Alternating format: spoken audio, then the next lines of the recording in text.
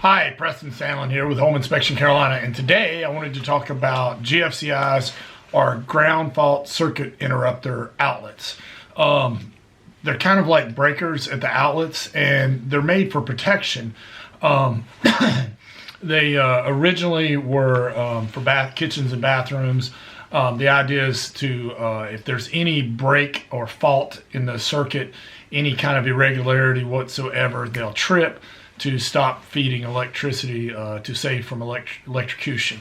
But the question we always get in a home inspection is, this bathroom or this kitchen or this outdoor area doesn't have GFCI outlets. And again, I do want to say that you can have in a kitchen or bathroom only one outlet might have the reset, and there may be two other outlets that are down from it that are connected to it. So just because you don't have one doesn't mean it's not GFCI just because it doesn't have the reset button. But the question we always get is, when were they required? When were GFCIs required and where?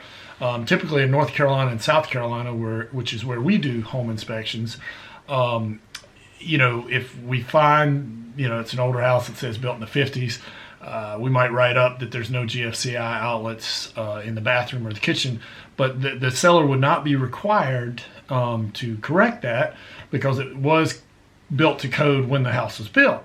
Now, if they do a major renovation of that bathroom or that kitchen, they're going to have to add them. Or if they build on an addition, let's say they add a big master bathroom, that's going to have to be up to today's code, not 1950s code.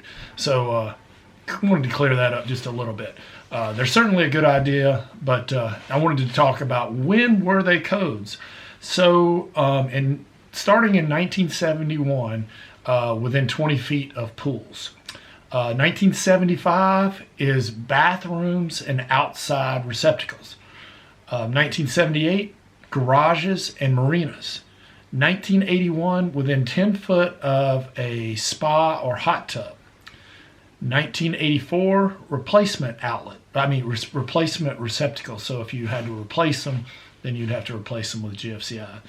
1987, this is a big one. They were required in basements, kitchens within 6 foot of a sink, and hydro massage units. 1990, they were required in crawl spaces. Now, again, all these other ones are cumulative, but this is what's being added. 1993, wet bar sinks. Those were popular then, not as popular now. But 1996, grade level of unfinished accessory buildings, all outdoor receptacles after 1996, all countertop receptacles in kitchens. So that, if you think about it, go back to 87, it was kitchens within 6 foot of the sink. Now it's all counter. Any counter in a kitchen, those outlets have to be GFCI. Now, the exceptions to the GFCI rule is if a refrigerator, freezer, sewage lift pump, overhead receptacles for garage door openers, those are exceptions because, obviously you can, they can be set off thunderstorms, things like that, and you don't want it to be sealed in your garage or to lose all your meat. Or whatever you have in the freezer, that would be not good. So anyway, I hope this has been insightful about GFCI, or ground fault circuit interrupters, and when they were required.